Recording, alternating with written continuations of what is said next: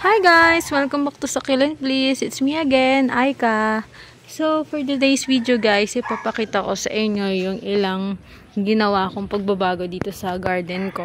Well, konti lang naman to. As you can see, ayan. Dito muna tayo sa part na to. So, ayan, as you can see, from there, yung lactea natin doon, nilagay ko sila dito. Pero hindi lahat. Ang inilagay ko lang dito is yung mga pink. Hindi ko sila nilagay doon sa harap, doon sa ROS talaga. Kasi nadala na ako nung nakaraan, nung na-sunburn yung tip ng pink ko and namatay. So, at least pag nandito, tinatakbo ko agad to. Pag umaambon na ibababa ko na yung trapal na yan. So, ang inilagay ko dito is ito. Yung neon natin. Ayan. And ano nga yun, ang tagal na sa akin pero gumagalaw pa rin siya sa ano niya. So, kailangan ko siguro yung diligaan para mag-encourage pa ng more roots. Ayan. And then, nandito yung red ko. Then, ayan, tinapyasan ko yung color red ko kasi nakakakita ako ng konting bulok sa kanya. And, natutuyo naman siya pero parang feeling ko lumalaki. So, tinapyas ko. Ayan, yung nagaganyan. So, tinapyas ko and nilagyan ko na lang ng tango. And so far, may bagong growth siya.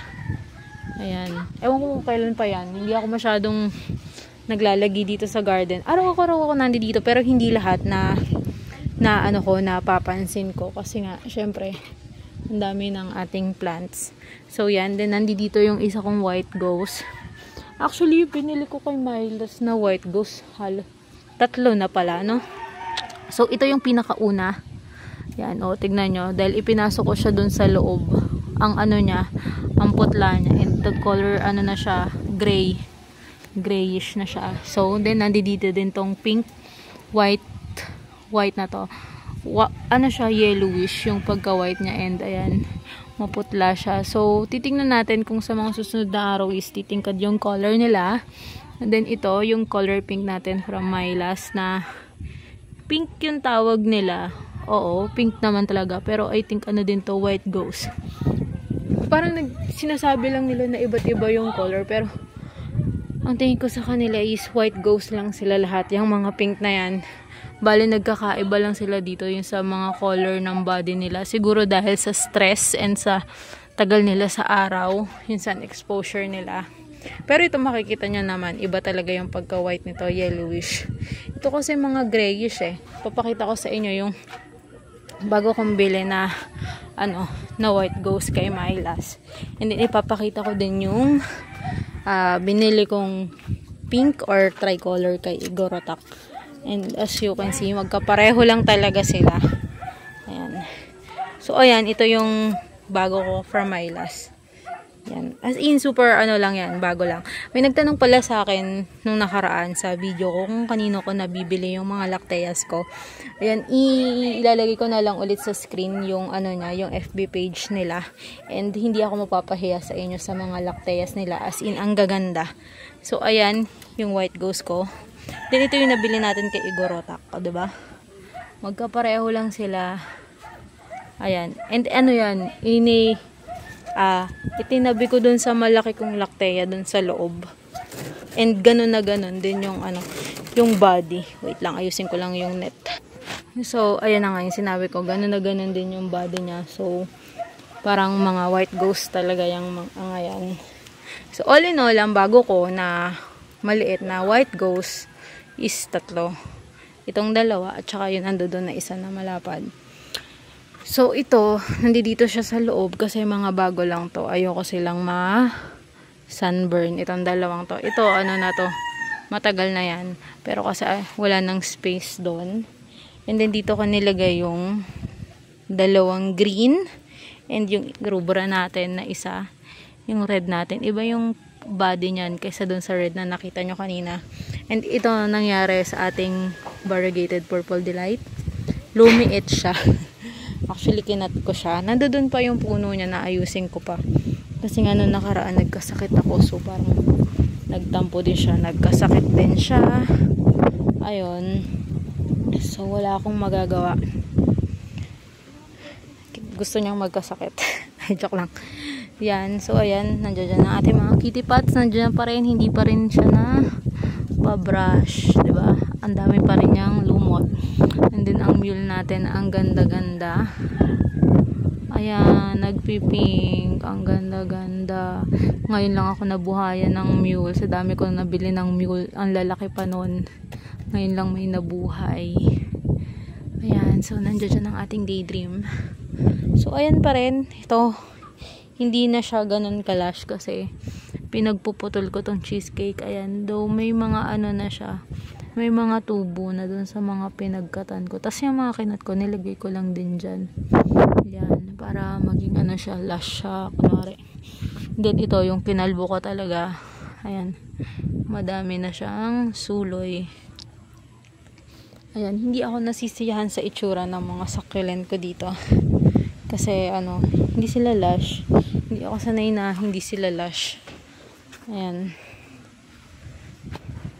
Pero siguro naman makakabawi yan hanggang Feb, 'di ba? So ayan, kung kikita nyo, ang dami ko pa rin kalat dito. Kasi nga nung nakaraan nag-aayos pa rin ako. Hindi pa rin ako makarecover sa pag-aayos sa kanila. And isa pa, 'di ba nung nakaraan dati nandiyan yung mga spiralis ko. Nilagay ko na sila dito sa ROS ko talaga. So ayan, nilagay ko na sa isang malaking pot. Nandito yung ano ko yung arrangement ko ng mga succulent na na overwater, na hindi gumanda nung ano, yung mga peach snow. Ay peach snow ba yun? Snow peach yan, yung kamukha ni Chloe.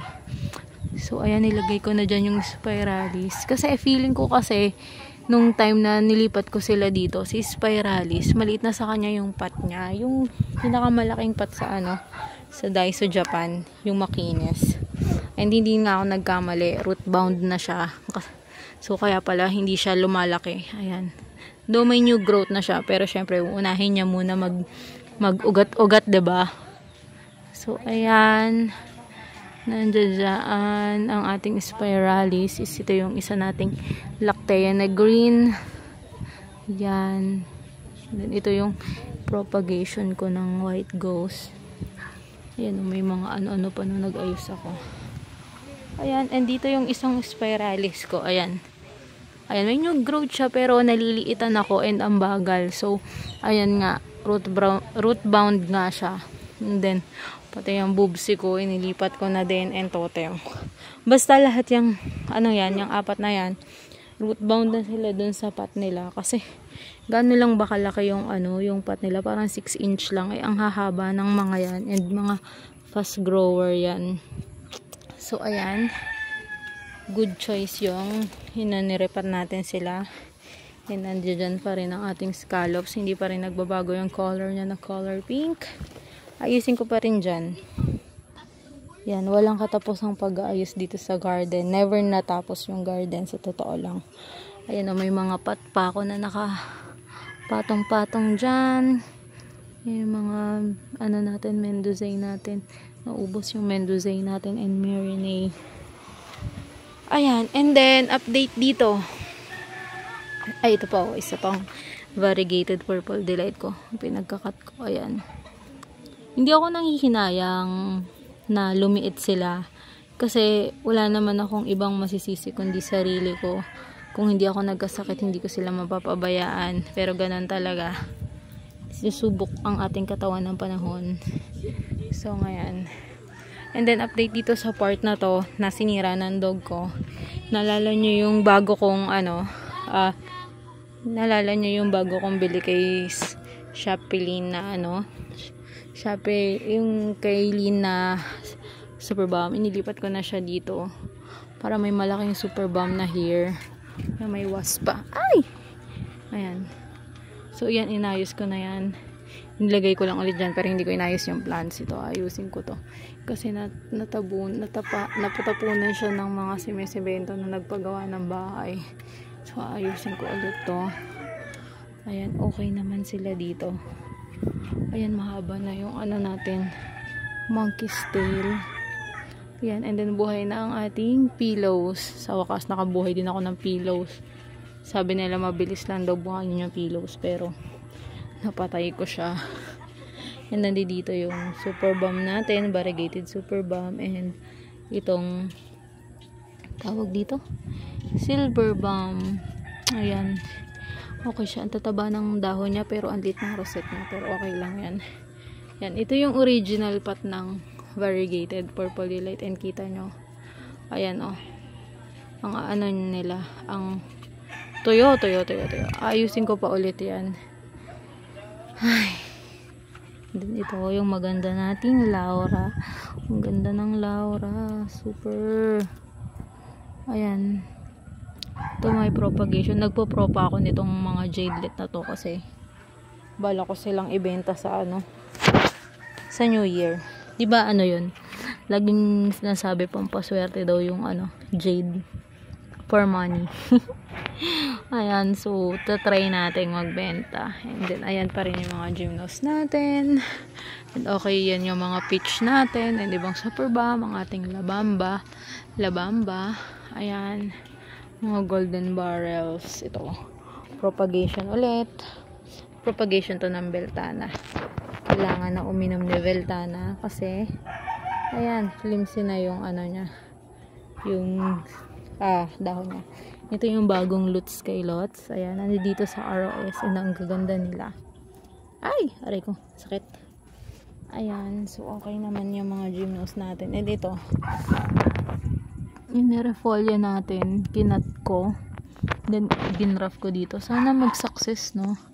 Gusto ko kasi ito eh.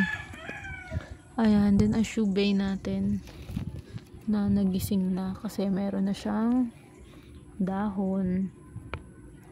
Ayan. Ganyan yung itsura nila. And yung makalat na part ng garden ko, dyan ko tinatapon yung mga gagawin ko. And then, ito yung seedlings ko na gymnos, more on T-lines. Kasi T-lines yung magaling mag-babies. Pero ang galing din magbigay ng scales. So, ayan. And then, another propagation ng scallops. Iaano ko na to sa araw. Ibibilad ko na para mag-pink. Nandyan yung ating mga aloes. And hawa. Ayan. Tatanggalin natin to. Ayan. Ganyan lang. So, ngayon magagabi na ulit. Ibababa ko lang yung trapal na to for sureness. Super happy ngayon ng mga sakilan kasi ang ganda ng panahon. Malamig na dito sa amin. And talagang pag humihip yung hangin is malamig na. Kaya ang happy ng succulent. Though yung part na yon kailangan pa nilang mag-adjust ng konti. Kasi nga pinapuputol ko. Pero, all in all, okay. Basta walang namamatay sa kanila. Go lang. Ayan. Okay naman sila lahat. Itong mga anto. Binotom watering ko tong mga to na nakaraan. Kaya, carry lang nila. Magaganda pa rin sila. And ayusin ko ulit yung mga yan. Kasi parang kukulangan na ng araw yun nandun sa dulo na babagalan na ako sa paglaki nila. So, ayan. So, yun lang muna guys for this video. Thanks for watching. Bye!